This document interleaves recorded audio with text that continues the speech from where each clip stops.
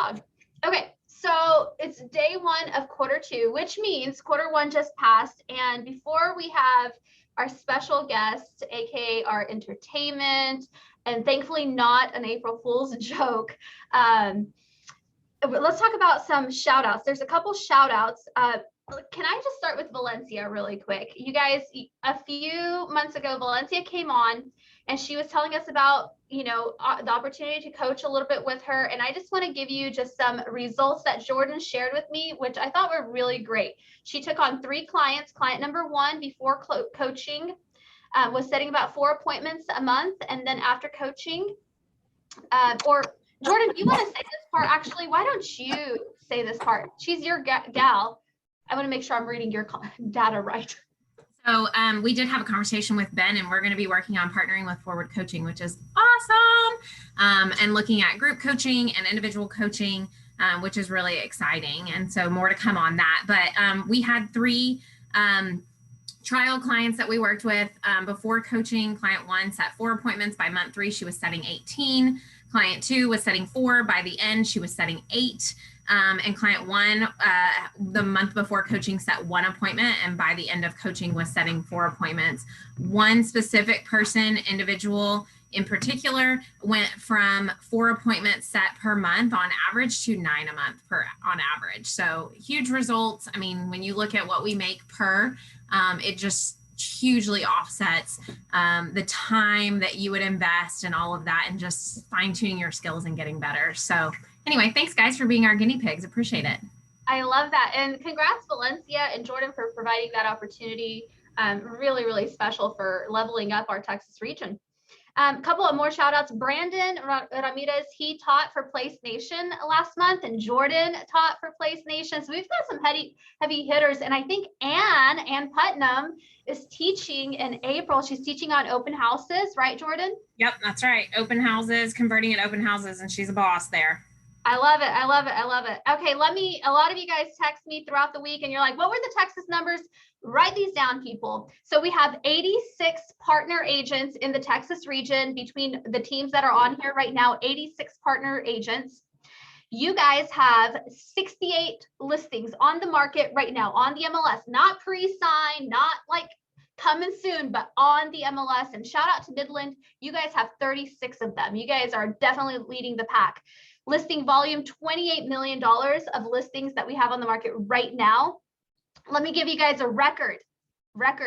Pending units. You guys have 237 pending units. This is a record for us. We were at about 48% of that this time last year. So it's not that we're just like getting bigger. No. You guys are getting successful-er.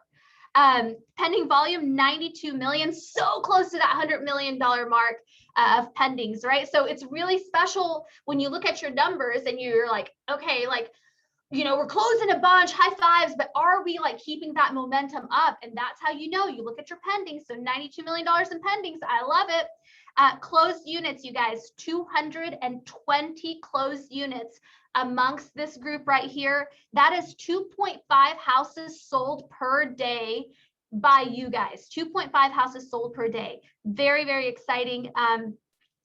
Quick shout out to the Austin, Dripping Springs, San Antonio, Houston people. You guys hit your 100 plus mark, million plus GCI mark. Way to go. And then also Dallas and Ellis County, you guys passed your 50 closing mark, and you're at 72 closings already for the year. Actually, every single team on this call is wildly ahead of last quarter this time last year. So really, really amazing. It's not that we're just adding agents. We're adding a lot of successful agents, and they're getting into production. Closed volume already for Texas, 75 million in 1 quarter, you guys. This isn't an entire year. It's 1 quarter, 75 million already closed. You guys, your average price point of closings is $341,000. And check this out. Your average price point on pendings, $388,000. So you just keep leveling up. We are representing right now, you're going to fall over when you hear this number, 290 buyers that you guys have a signed buyer rep with, 290 of them. And let me tell you the last one. write down this GCI number, right? Gross commission income. This is the revenue, right? Revenue is important because it means that we get to grow. It means that you guys are making money. All of that's really good. $2.2 million in GCI already in the first quarter. And what that really means is our agents net $1.1 million. Like, what other team has paid their agents $1 million already in one quarter? You guys rock. I love it. You guys keep leveling up your skill, and it shows in your results. And that's why Ben is on the call today. So Ben, take it away for us.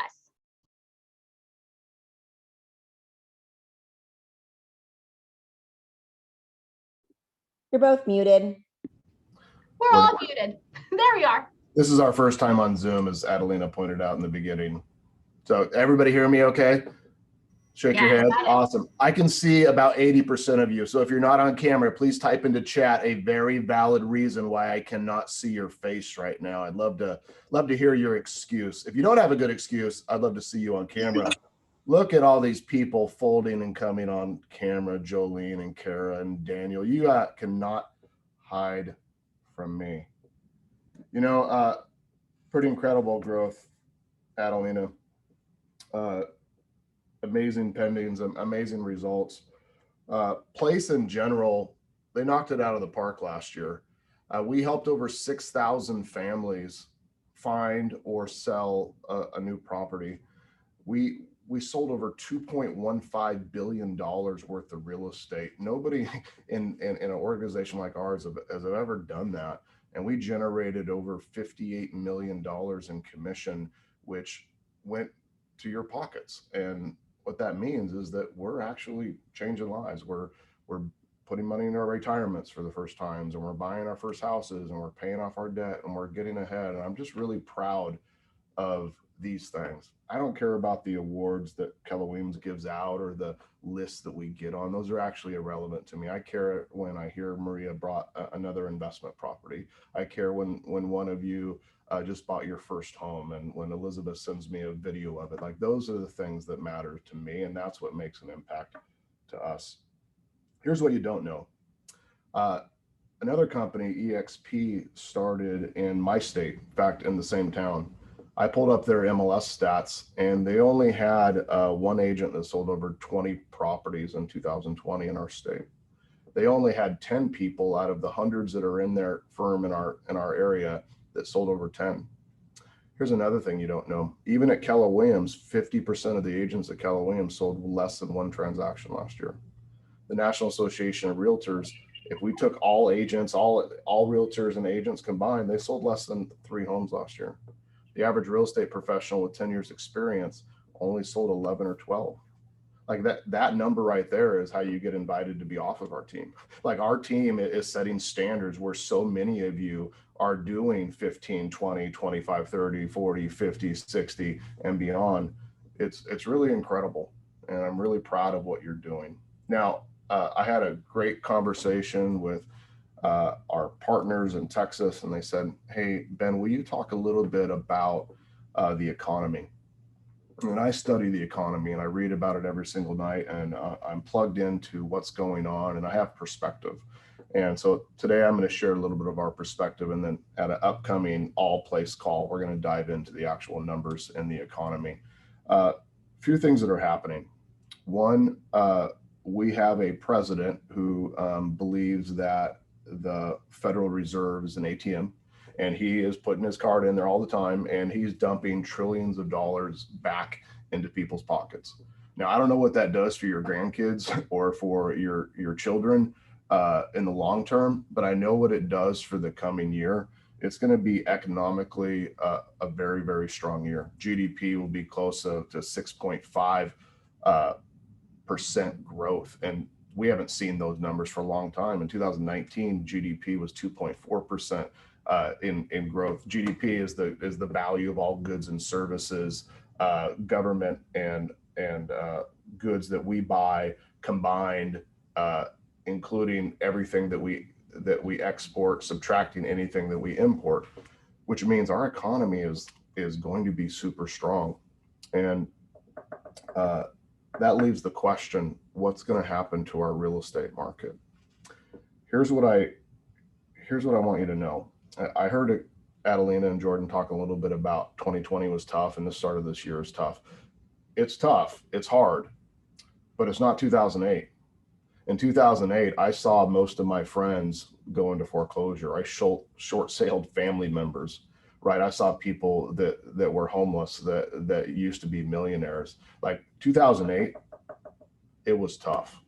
So let's talk a little bit about 2008. About 15 years ago is funny enough, is when the worldwide recession started. It was fueled by low interest rates and loose mortgage standards. Basically, anybody could get a loan, and there was this belief from everybody that no matter what you paid for a property, no matter if it cash flowed or not, that home ownership and home investing was going to make everybody rich, and that's not always the case. Home values rose at ridiculous record levels year after year.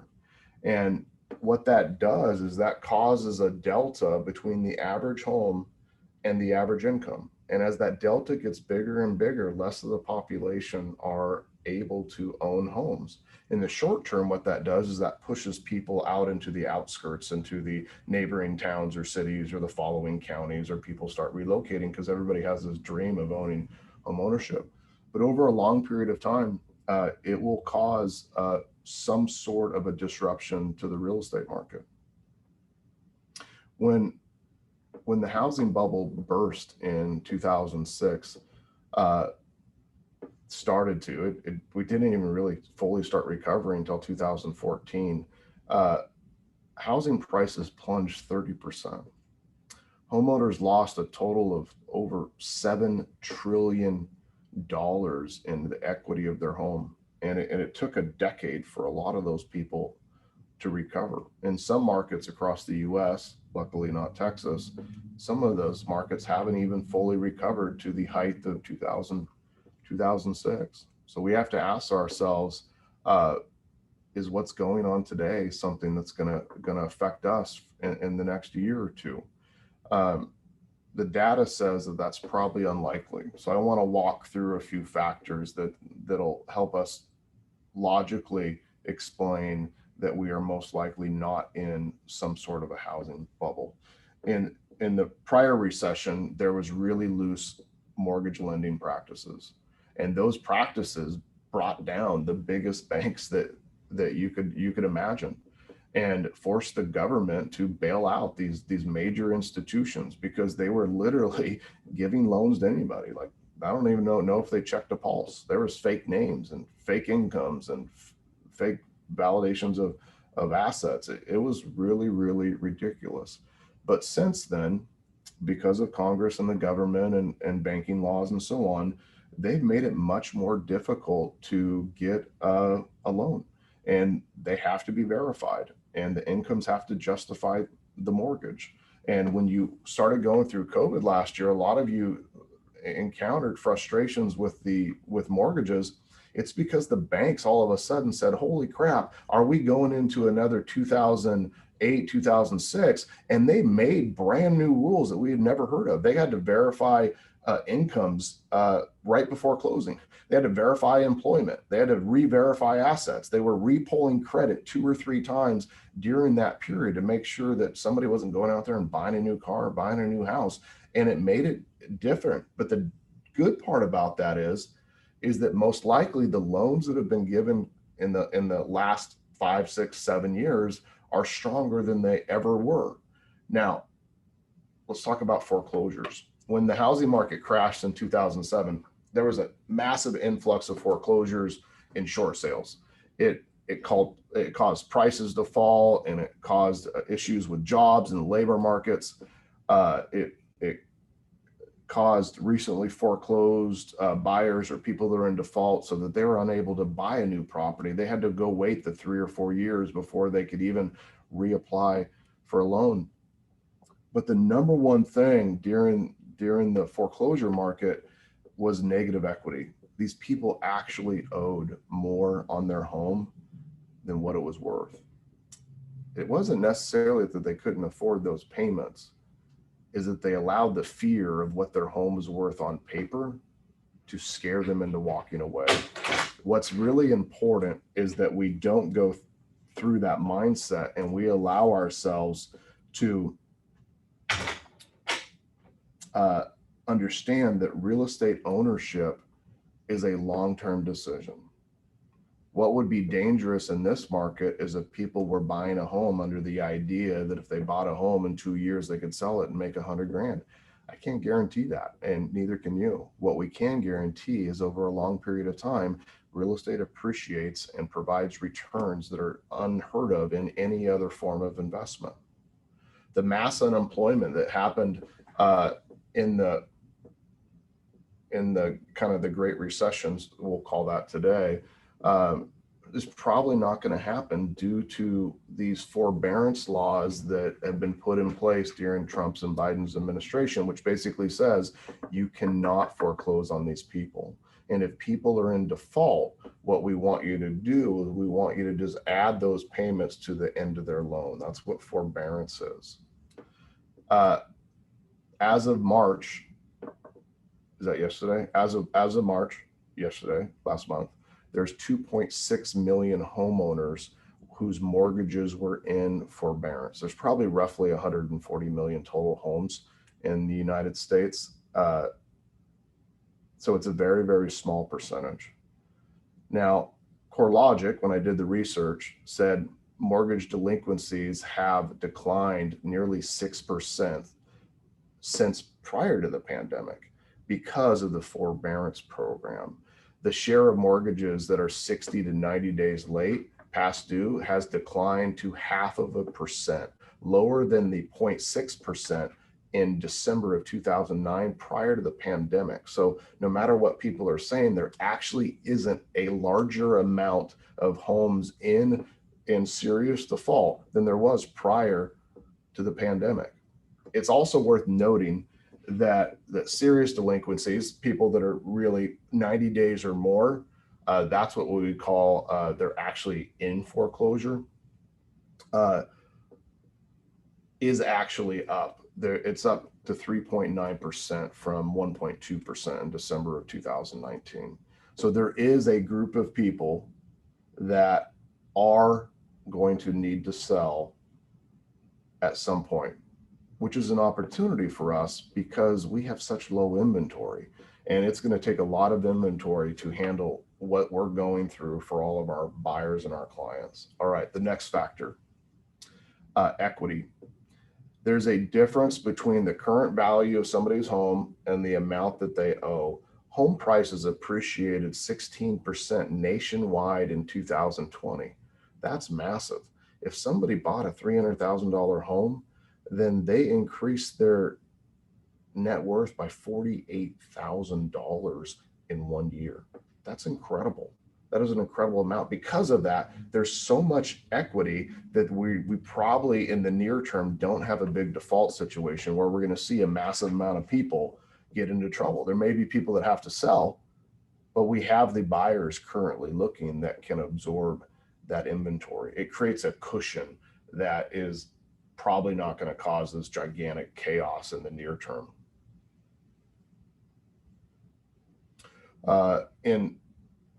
In 2020, the average homeowner had $194,000 in equity. That homeowner gained an average of approximately $26,000 last year. So that's taken into consideration all price points, all markets, the outskirts of Texas and the Midwest where home prices are 100,000 or 200,000. In your area, Austin and Dallas, right, Houston, it was pretty dramatic. Now, Midland is going through a little bit of a different situation because of the oil and how that's affecting. So we'll have to see how that plays out.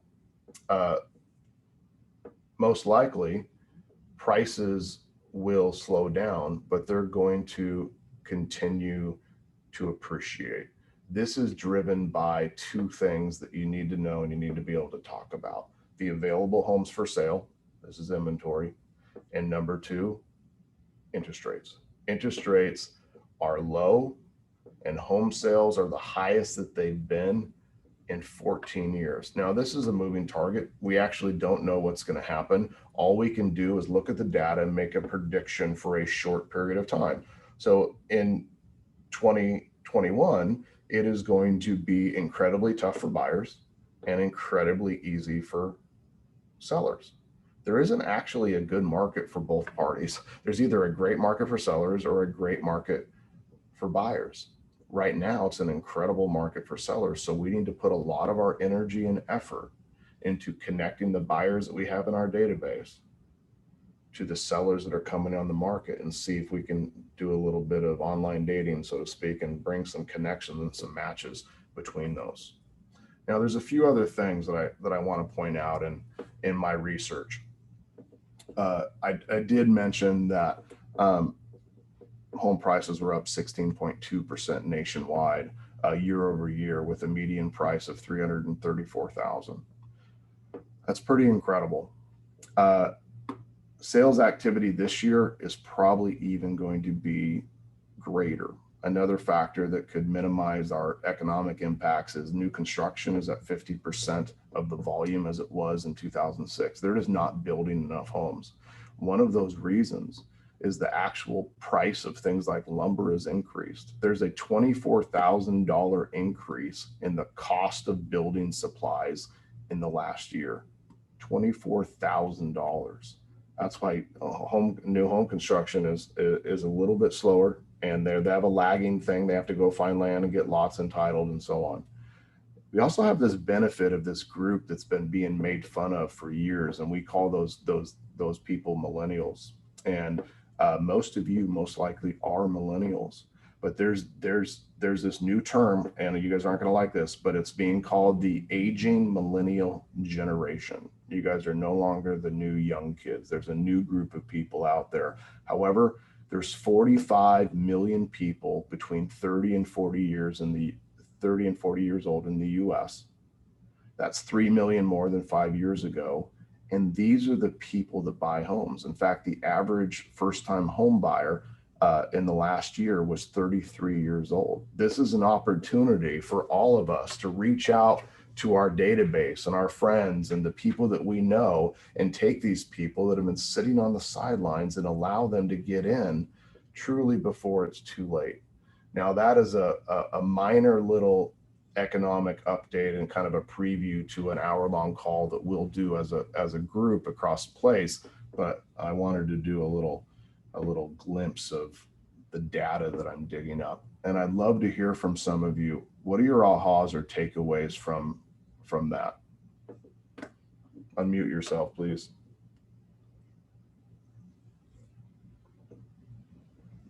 Thank you for everybody jumping on at once. It's really impressive how assertive you all are. Hey, man, this is Jaime up in Houston.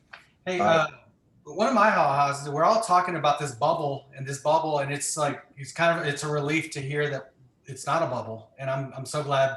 That's a lot of knowledge for us to tell our clients. So that was my aha. Yeah. I mean, what we have to do is we have to remove the fear from people. And I call those unfounded fears. They're not data-based. There's no data to back it up. And I have friends all the time that say, hey, I think I'm going to wait a year till things change and get a better deal. I said, that's awesome. What's going to happen if home prices go up another 10%? That's going to cost you $40,000 more dollars. What happens if interest rates go up another 1 or 2%? That's going to cost you an additional probably nearly $80,000. Are you really willing to risk that because you have some globe, some secret magic ball that says that there's a bubble in 90 days, or in a year? Quit standing on the sidelines. Buy a home you're happy with. Plan to keep it forever. And you and me, we're going to be high-fiving in 20 years and talking about all the real estate that we own. I did a call for Jacqueline and her team last night talking about wealth building. And a lady said, yeah, I've owned 9 homes in my career. And we just bought our first investment property. I said, hey, if you want to feel super sick to your stomach, do me a favor, go on Zillow or Redfin and just go look across the US and look up the value of all 9 of those homes and add it all up and text me what the number is. She said, I'm not going to do that. Yeah, because there is no home that my dad drove by 30 years ago where he's going to say, gosh, I'm sure glad I didn't buy that 30 years ago. It just doesn't exist. If you're going to own real estate and keep it for a long term, there is no better way to be super rich, to build massive wealth. Everybody on this call has to do is buy 5 homes and never sell them. If you do that now at the average price that you guys are talking, you buy 1 home every 2 years, Joseph, in 30 years, you're going to have $8 million worth of real estate and 4 properties that cash flow and probably 1 home that's 100% paid off. That's an incredible life. And that's more than most of our parents and our friends and our families and our peers and the people that are 80 years old and still working have, because nobody told them to keep it. Now, somebody else have an aha. I really enjoyed what you said about all the foreclosures and forbearances. Like, I knew that stuff was happening, but having numbers on that for foreclosures past 90 days are up, but in general, the number of, foreclosures are about the same. Cause I keep getting people I'm just going to wait till the foreclosures come. I was like, the CARES Act got extended again. Like, we have no idea what's going to happen there. That's not a good plan. And in our area here in Dallas, Fort Worth, prices have gone up enough to where honestly, those people probably have equity in their home, even though they're behind on their bills. So it's good to have numbers to support what I've been feeling anyway. Yeah, I would just look at them and say, unfortunately, the data doesn't support your plan. Unfortunately, the data doesn't support your plan. In fact, mortgage defaults, serious mortgage defaults, are lower than they were prior to the pandemic. Did you know that? Here's the other thing, is the interest rates are the lowest they've ever been. Literally the lowest they've ever been. It makes homes more affordable. Like, you cannot wait and then in a year be mad at me for not pushing you on this situation. That makes sense? Who else? So Hey, Ben. on what Elizabeth, oh, go ahead. Go ahead, Natalie. Oh, go Nat, you go. Okay, well, Elizabeth just said, they talking about the data and providing the facts. A lot of agents right now are fearful because we don't have the facts and data. And then if we're fearful about how the clients, how the buyers and people out there who don't know are feeling. So I think clarity being power right now, we have the knowledge to go educate people, and that elevates us as agents. That provides our value to people. And I think right now the great conversation is the value of homeownership, that part of the consult for the buyers to talk about really what homeownership can do for them right now that can affect them later in building. Yeah, it's required, Natalie, for us to do our fiduciary duty as professionals to know the information. Samantha, imagine if we went into a car lot together today to buy a car and we run into some guy and we look at that guy and say, hey, do you have any of these things? He says, I don't know. And well, what are the price of those? I don't know, right? How many do you have? I don't know. Like, if they didn't know any of that information, how would that work? Like, we have a fiduciary duty to know that stuff. We should be talking about it at scripts so that we have something in our pocket to say, you know, what's interesting is here's the average days on market. This is what homes on average are selling for over asking, right? This is the average price right now in the area. We got to stop showing buyers that are approved to $500,000 homes. They're selling for $600,000. If they're approved for $500,000, you show them $400,000 homes. If those don't exist, they need to go a little bit further. They always tell you in the beginning they want to live in downtown Austin for $400,000. They want to have a 4-minute commute to work. It doesn't frickin' exist. What do you want? Do you want to own a home? So at some point you can have that home in Austin, or, right, are you willing to go a little bit further? And we got to have these real heart-to-heart conversations with these individuals. Somebody else was going to say something. Was it Sarissa? And my takeaway is just that you guys notice how confident Ben is saying all of this, and he could make up a stat and we would believe him.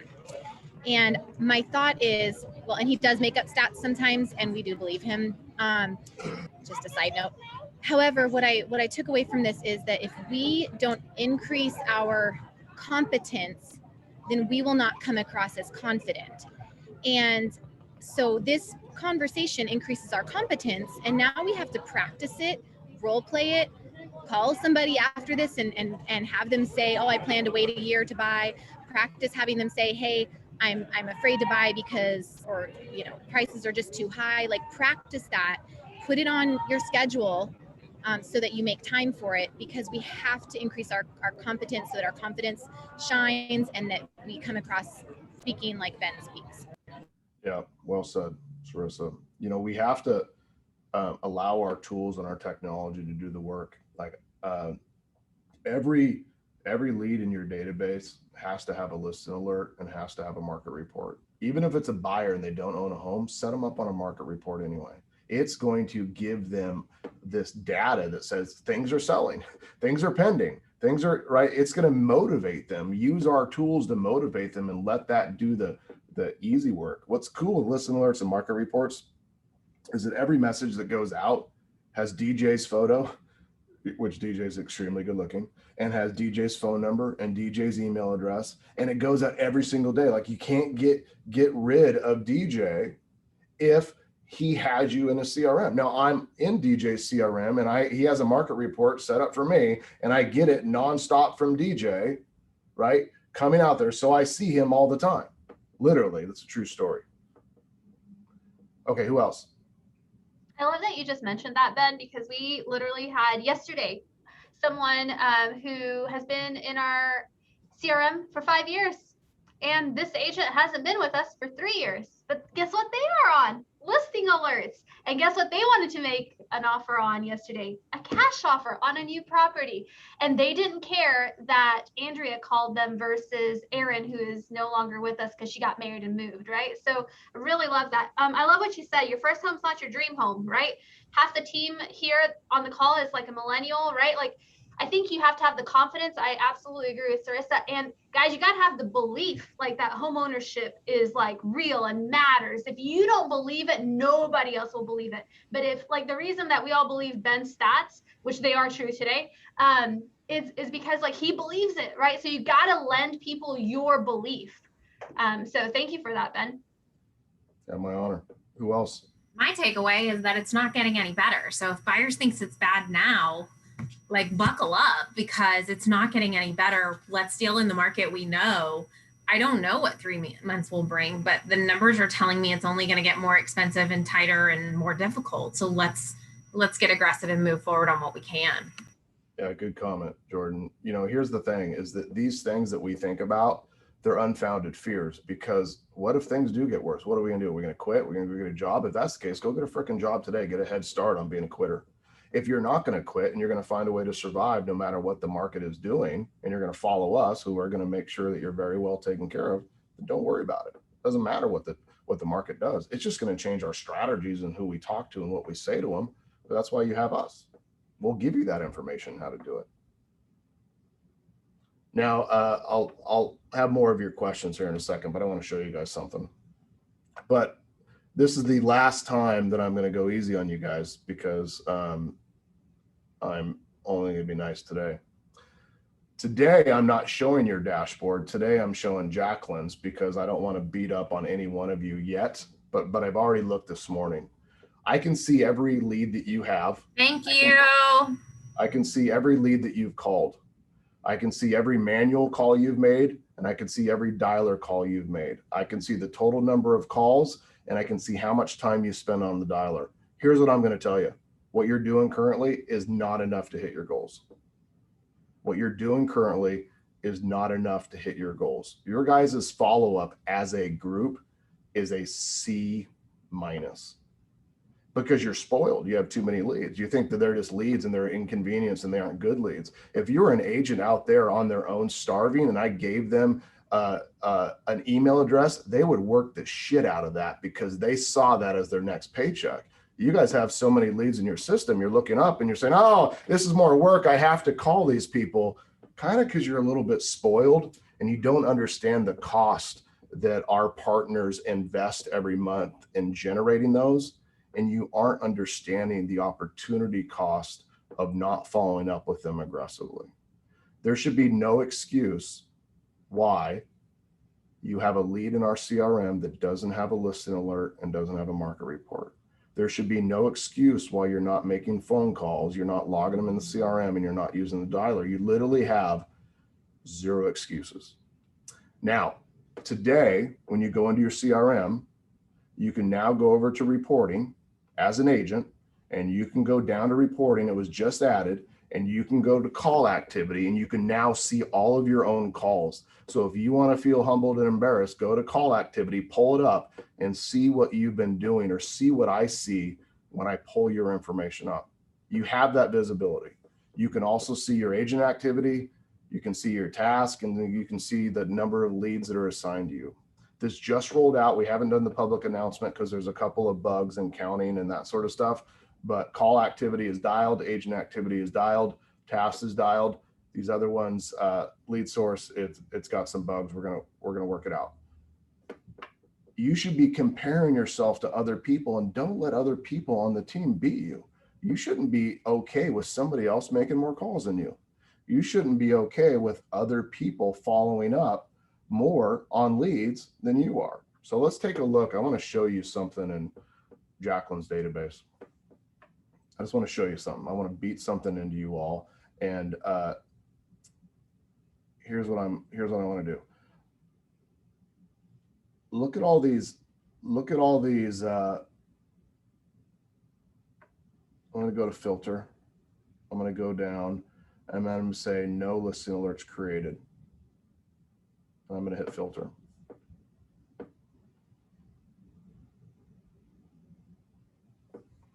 And then I'm going to look at Jacqueline's database, and I'm going to scroll over here, and I want you to see what's here. They have no last visits.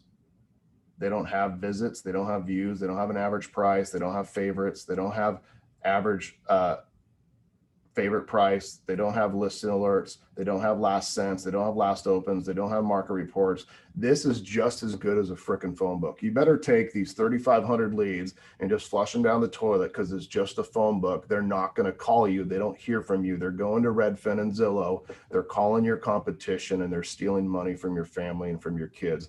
And you should literally be pissed. I know, because I'm pissed when I see that. Now, when we go here and I clear this, I want to do something else. So now I'm clearing this filter, and then I'm going to go over here and I'm going to sort by last visit. And I want you to see something in Jacqueline's database.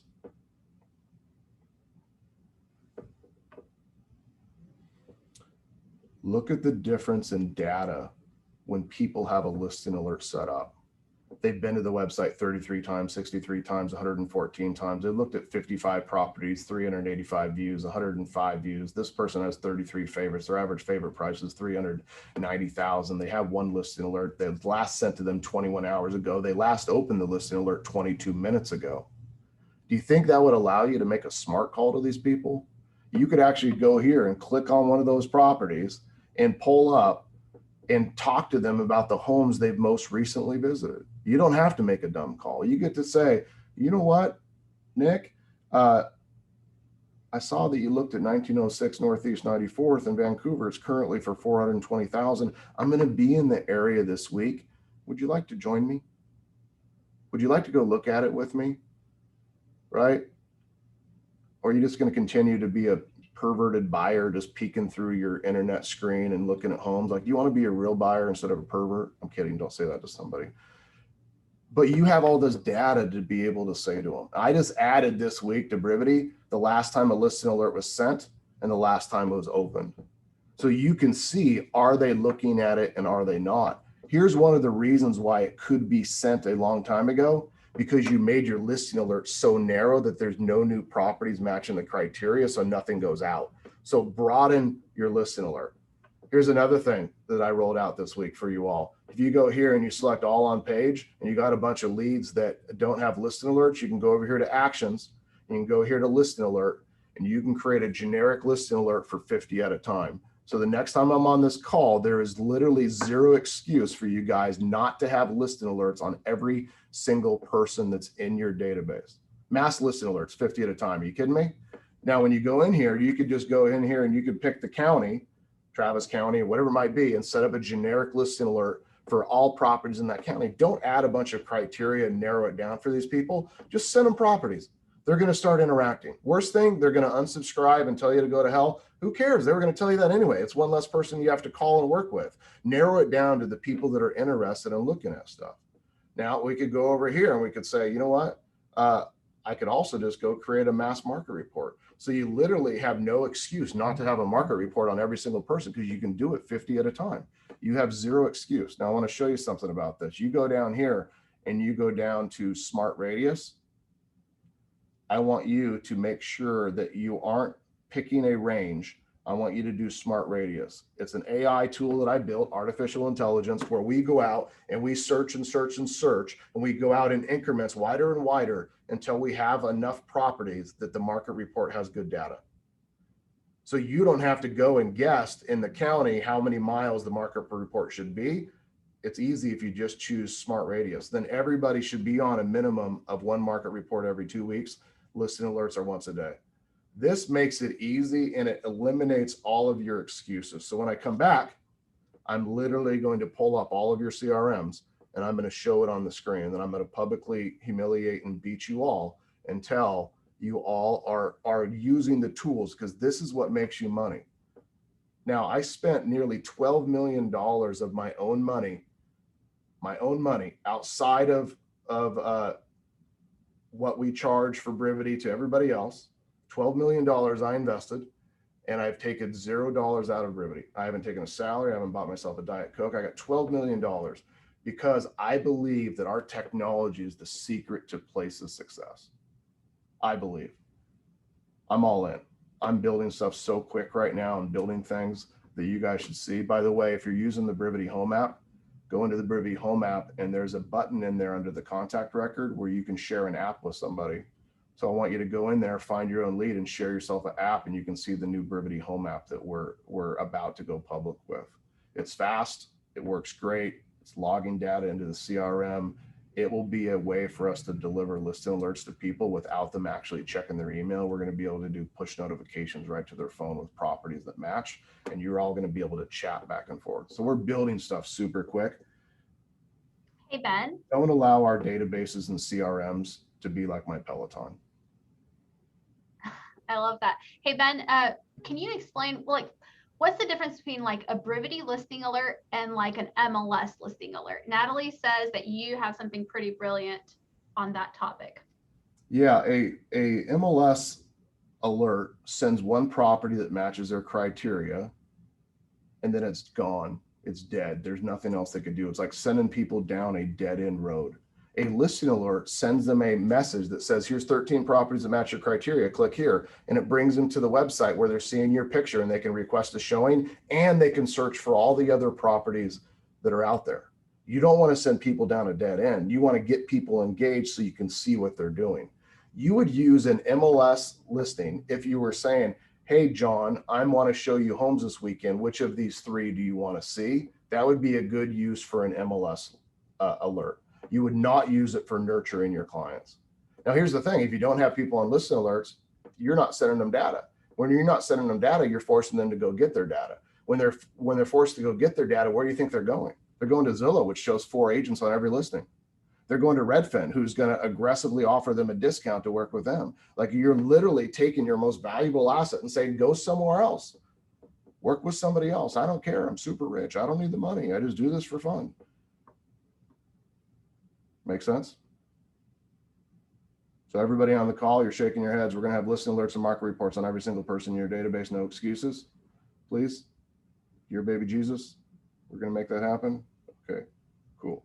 What other questions do you have about the economy or Brivity or our business or place? How can I help give you more information? Hey, Ben, does that Smart Radius go based on the address that we have on file for them in their profile? So the Smart Radius can only be created, Jaime, when we have an address and an email for them. However, you could set up a market report manually by going to the CRM to the right-hand side and click create market report for a buyer, and you just put in a city or a zip code, and you can do a market report in that way. So you can't mass create a market report when you don't have an address. Got it. Great question. Thanks. Who else? Questions, comments, thoughts, jokes? Hey, Ben, is this all available now? Everything that you talked about? I see that in the chat. I'm getting lots of DMs on that. Oh yeah, it is right in there right now. You guys would know that if every Wednesday at 4 p.m. you joined me and Bob Stewart for Brevity Happy Hour, because I'm there live every single week teaching your competition how to use our tools. And I don't see very many of your faces there because you guys are all having Mai Tais and martinis at 6 p.m. Texas time on Wednesdays. But if you ever want to be on there with your martini, you're welcome to. You're welcome. We don't care. It's happy hour. That's what we call it. Okay. What other questions? Economy, your business, what's going on? Who has something brilliant they want to ask? And I have a question on the market reports. Please. How important is it to have the criteria narrowed down on the market reports with regards like number of beds, bathrooms, square footage to give them a good range? Here's the thing. Market reports are not created to help people figure out the exact value of their home. The market reports are created to get people interested in calling Jonathan and saying, I saw my neighbor's house sold. If I could get that much, I would sell mine. So the more generic you make it, we're trying to make it do our job for us. And if we could figure that out, or if Zillow figured that out, they wouldn't use us. They would just send people the price and they would sell the home without us, right? But it's our expertise that helps them narrow it down. So I would go into my CRM and I'd look at who's in my database, my friends, family, past clients, Jonathan, that had opened the market report recently. And I call them up and say, hey, Jonathan, I saw that you recently opened one of our market reports for your area. Thank you for taking the time to look at it. What do you think about what's going on in your neighborhood? Did you learn anything from that? Just out of curiosity, have you considered selling or buying an additional property or investing during this time? And ask the question. All these things in our CRM, these are buy signs. These allow you to call people and have a great conversation because you know they're interested, right? And when you have that, you might even say, our tool gives you all the data that's at your fingertips. My job is to help you interpret that data and help you narrow down based on the current market, what your home would actually sell for, how long it would take, and what the best strategy and approach would be. That's why I'm here. In the meantime, we're providing you all the data so you know what's going on with your neighbors' homes. I wanted to give an example real quick. Literally on this phone call, I had a text from my friend and she was like, can you tell me what so-and-so address sold for? Because we're a non-disclosure state, so it doesn't say the sold prices on their market report. I was like, yeah, sure. Looked it up right now. And her house is now worth like $200,000 more than when she bought it at the end of 2018. So literally your people are looking at them and they will reach out to you, but she knows because I've told her, hey, there's no sold prices. Just shoot me a text and I'll tell you what it sells for. So that doesn't really matter like what the house exactly is, that they're looking at it. Yeah, great comment. Go ahead, Adelina. So when I'm looking at our CRMs here in the Austin area, probably the number one thing that I'm noticing is our auto plans are freaking awesome. They're doing so much of the work. And what I'm noticing is there's like 1 or 2 calls made to Brevity leads, Brevity valuations. So can you kind of give us your thought process on, if somebody believes that they're bothering people, or essentially what do you believe about, like, if you logged into my CRM and you saw that we were making 1 to 2 calls to a lead, how would you coach us on that? Well, here's what I'd probably do is if I was running the team, I'd take those leads where agents hadn't followed up with in the last 30 or 60 days, and I'd give them to an agent on the team that was hungry. What's funny is that in my experience, like you gave the example earlier, Adelina, it's leads that have transferred hands multiple times. The new agents always find deals in leads that other agents thought were trash because they looked at it as an opportunity to get a paycheck. Whereas the other agents looked at it as an opportunity of somebody they called twice that never responded. Here's what we know. The MIT and Inside Sales research says that the average sales created on the 12th contact. That's average, which means half of them are higher and half of them are lower. That tells me that it takes 6 to 18 contacts before somebody says, I do, right? And we aren't putting enough of an effort. And because of that, when you go through on a call day and you call the people and you get all these people said, oh, we already bought, oh, we already sold, right? And you like stab yourself because you feel so bad that you let those opportunities slip through. It's why I created the 10 days of pain. Now, auto plans has kind of made it easy for you all. However, the 10 days of pain was created because it was painful for us to do for 10 days and painful for the consumer to receive for 10 days. The goal was to reach out to people aggressively during the first 2-week period, because NAR said that the average buyer and seller spent 10 to 14 days researching on their own before they picked an agent. Now, we don't know when they registered or came to the open house or called on a sign or whatever that might be, if that was day 1 or day 14. So we have a duty to aggressively reach out to these people until we've made contact and have been able to determine intent and their plan. So if I called somebody and I said, hey, Adelina, I saw that you recently registered on my website and you were curious what your property is worth. Usually people do that for a couple of reasons. One, they're curious what their home is worth because they're thinking about selling. 2, they're thinking about refinancing, or sometimes they're just literally curious. Of those 3 things, which one are you? And she might say, honestly, Ben, thank you for calling, but we are just curious. You know, it's a pretty common answer right now. People are super curious about what their home is worth. But let me ask you a question. If you were going to sell, would that be in 3 months, 6 months, 9 months, 12 months, 2 years, 5 years, 10 years? Or are you leaving in an ambulance like me? And they usually laugh. And when they laugh, I've just disarmed them. Now that they're laughing, they say, oh, you know what? Honestly, it would probably be in 3 years, up to which I'd say, it's a pretty common response. What in 3 years is motivating that move? Do you have somebody graduating? Are you retiring? Do you think you're going to need a bigger house because you're having a baby? What is that? And they might say, well, it's this. Is there any chance that that could happen sooner? And they say, well, maybe. Would you be offended if I followed up from time to time to check in on you and give you an update on what your property is worth? Who's going to say, no, I'm going to be completely offended if you give me information for free? Like, nobody says that. That's stupid. Before I hang up the phone, I'd simply say, just out of curiosity, we all have a price. And right now there's some ridiculous prices. Is there a price, even if it was vastly overpriced, that you would sell your home for today? And they might say, no. I said, really? For $1 million? I would do it for $1 million. So there is a price. Yes, I guess there is a price. Awesome. Here's what I'd like to do.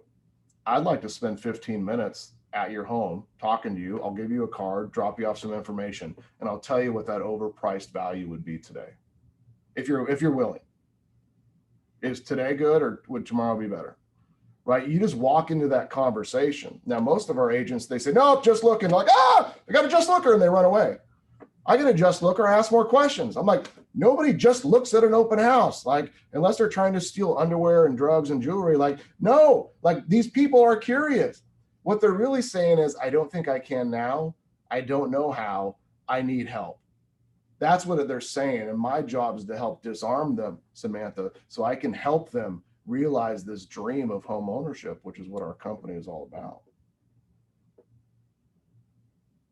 That's why Adelina brings me on here every couple of months, because you guys can't handle me too often. Like, I'm a lot for a lot of you. I apologize in advance, Gus, that I'm just a lot. Like, you don't want me looking in your CRM every day. Then Right. What do you say if it's like a legit old person, like they're literally super old? I'd probably say, I got asked that this week. when you do pass away, who would sell your home? Could I have their information? No, I'm kidding.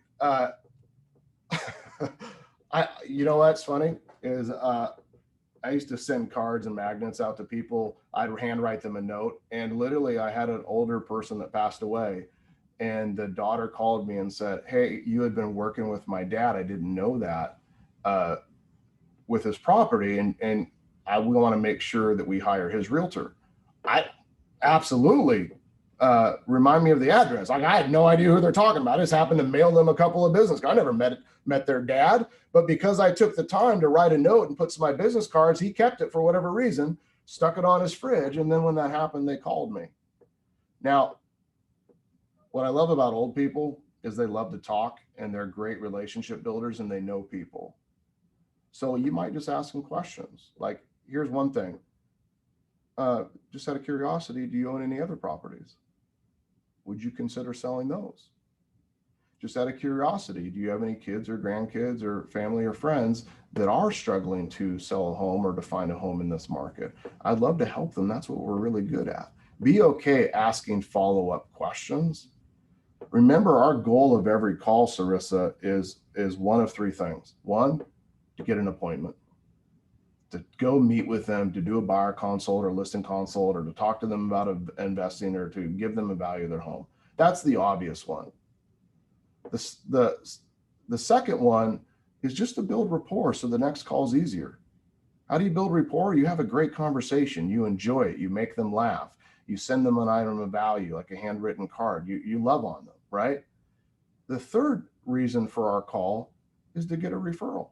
There are literally people that are never going to move. I have a property I'm never going to sell. I will probably die there, right? That's okay. I may know other things, and I own lots of other properties that if somebody called me, I might sell one of those. You never know, right? So we can get a referral, or we can ask about other things. At a listing presentation once, I got listing paperwork signed. I was walking to the door. I put my hand on the door, and I stopped, and I turned around and I said, I want to apologize. I forgot to ask you, do you have any other properties that you'd be curious what the value of them were? And they said, yeah, but they're vacant land. I didn't think that you help with vacant land. I said, absolutely. We're actually vacant land experts. What are the addresses? I walked away with 3 extra listings simply because I took the time to ask the question, just out of curiosity, is there any other properties that you own? Right? We forget to do that. We get such a one-track mind. Buyers agents do it all the time, by the way. They talk to people about buying and they forget to ask them, just out of curiosity, do you have a home that you would need to sell first? So we lose the listing. Or even worse, they go hire a listing agent. The listing agent says, you shouldn't work with that person to buy. You should work with me. And then you lose the buyer. Now, listing agents sometimes do that too. They forget to say, hey, where would you buy? We should go look at some homes. Sometimes the best way to get a seller motivated to sell is get them excited about buying something else, right? We can't just operate in this box. We have to think holistically and care about our people enough that we ask questions, take notes, put it in our CRM, and then follow up with them. If they say that their son, Joe, was thinking about selling and that they would reach out, the next time you call them, you say, hey, last time we talked, you had talked about your son, Joe. How is he doing? Because you have it in the CRM. You put it in your notes. We don't have a good enough memory. I don't know if you guys have great memories, but I can't remember that stuff. You make $150 a day, you aren't going to remember that. So you build your database full with as many notes as possible. How did we do today, Adelina? I think we did so good. I'm so excited. Every time you come on here, it's like an infusion of energy. And I love your belief in everything, in us, in the systems that we've created. So I'm looking at our numbers and I'm like, gosh, if we close 220 units in 1 quarter, like as a C-, you guys. Oh, you guys imagine what it's going to look like. You guys are an A+ on agents. You guys are an A+ on people. You're an A+ on culture and commitment, but you guys are a C on your lead follow-up. Which means you're only harvesting 40% of your potential income. You're leaving 60% of your upside income on the table that somebody else is walking in and saying, hey, Shelby, I'm going to steal your Kool-Aid today. And they walk in and they steal Shelby's Kool-Aid. They take her buyer or her seller, and they take Casey's, and they take Chris's, and they take Leah's, they take Mike's, and they take Rob's, and they take Veronica's.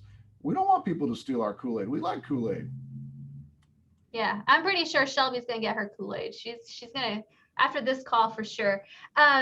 Next week, you guys, we have all the top agents from March that we're going to recognize and hear from what is working for them in their specific markets, because we know what's happening in Houston is helpful to Dallas, and what's happening in Dallas is helpful to Midland and all over the place. So it'll be really exciting. Ben, we really appreciate you, with as much as you have going on, joining us this morning. Really, really grateful for that. And we promise next time you come back on, we're gonna be a little bit better than that C-. All right, I'm going to pull your screens up, every one of you. We're going to have it live, and we're going to look and see the last time you responded. Do you have listing alerts? Do you have market reports? This is going to be the Ben Kinney beatdown. This looks like WWF in Texas, and I know you Texans like NASCAR and WWF. So I'm coming in wearing my wrestling singlet, ready to rock and roll. So thanks for having me, Eileen. I'm jumping on my next call. I appreciate you all. Reach out anytime. See you later. Bye, everyone. Have a good week. Thanks. Bye.